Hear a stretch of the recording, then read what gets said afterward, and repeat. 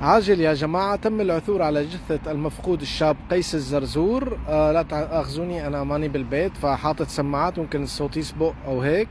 المهم كل شي شاف الفيديو امبارح يلي حكيت فيه إنه اليوم أو بكرة بالكتير راح يلاقوا جثة المفقود بقلب المغارة. ما حدا صدقني وكله انتقدني، بالإضافة للعالم اللي انتقدتني ليش عم بحكي على الإجراءات المتأخرة. وين الكلاب البوليسية؟ وين كاميرات؟ وين الدنيا؟ وين الفرق المتخصصة؟ هلا لحتى استعانوا بالمختصين وبالكلاب البوليسية وهالقصص كلياتها ولحتى لقوه.